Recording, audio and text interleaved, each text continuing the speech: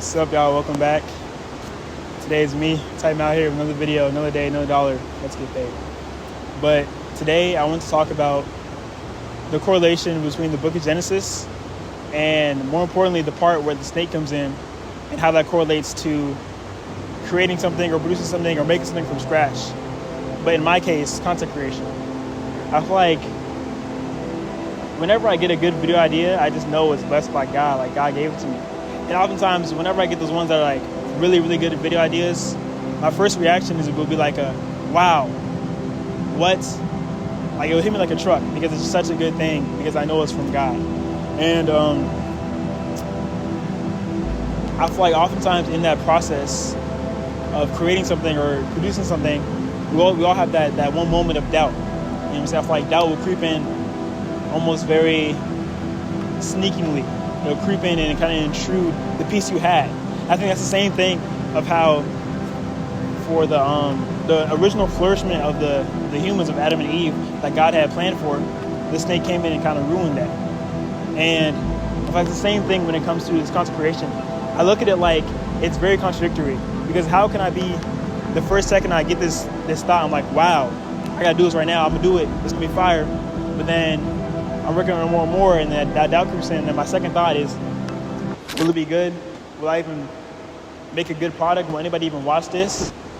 You know, and I feel like what's very funny about how that's contradictory, that's the same thing as how sometimes the enemy will be, sometimes all the time.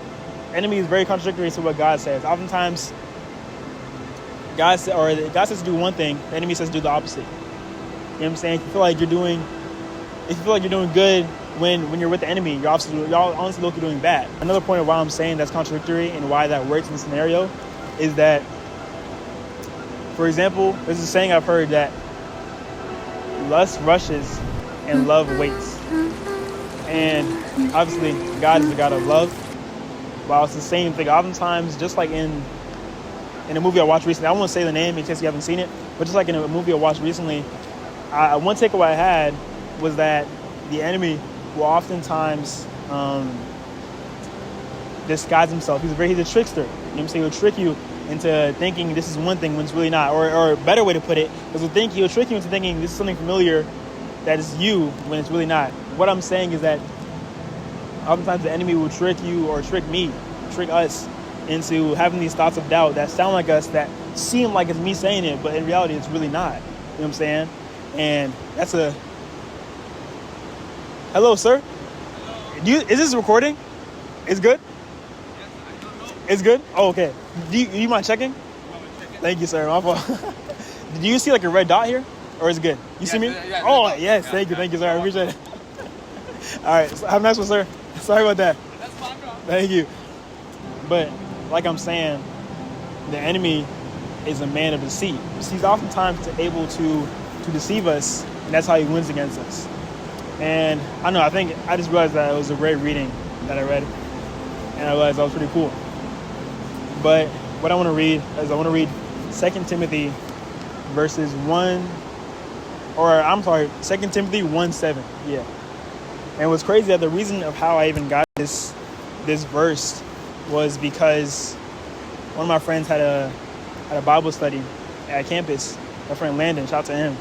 And I think they did an activity where it was like, give a verse to somebody or whatever, some verse you think of, give it to somebody, you know, then maybe it'll help them in their journey, and it did. It helped me. Because the verse he gave me was 2 Timothy 1:7, which says,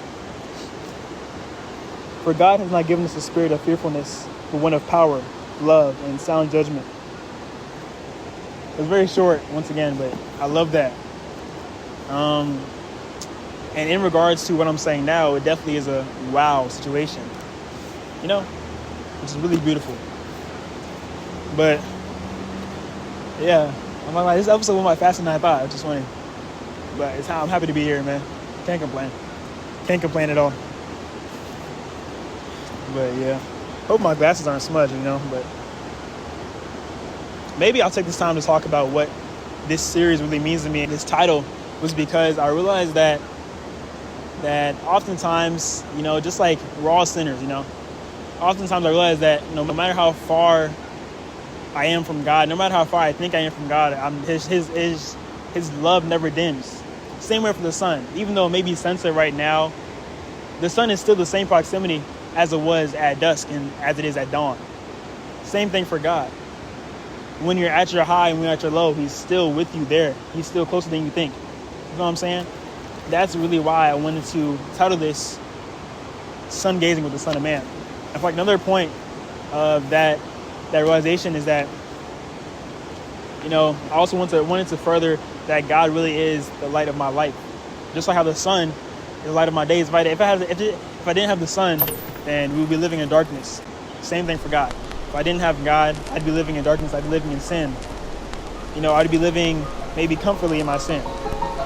And I don't know, I think that's a really good realization. Thank you guys for watching. Thank you guys for tapping in and tuning in. I hope you're staying blessed, not stressed. Please know that I love you. Bye. But now we can watch the sunset. I'm gonna show you what I'm looking at. Fire, fire, fire, fire, fire. It's hard to get up here though. I'm like, it was a little hard to get up on this thing. I can't even lie. Oh, it's still recording. It's here. Alright, I'm gonna change the camera, y'all. I'm gonna change the angle.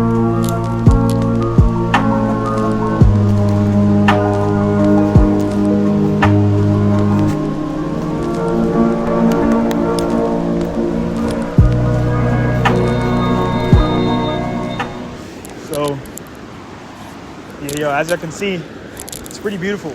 It's pretty beautiful today. It's a beautiful day, man. As you can see, it's a beautiful day. I'm here at that one meme, man. That one picture, I'm gonna gazer, you know what I'm saying? But, yeah, y'all, thanks for tuning in. Thanks for tapping in, tuning in. Thanks for allowing me to teach you guys something that's not my teaching, but it's through the words of God. Thank you. Yeah, y'all. There's some geese right now. Pretty beautiful. Wow. Very cinematic. Very, very cinematic. Wow, that's beautiful. That's awesome. That's fire. That's fire. That's fire. But that'll be it. Thank you guys for watching, tuning in.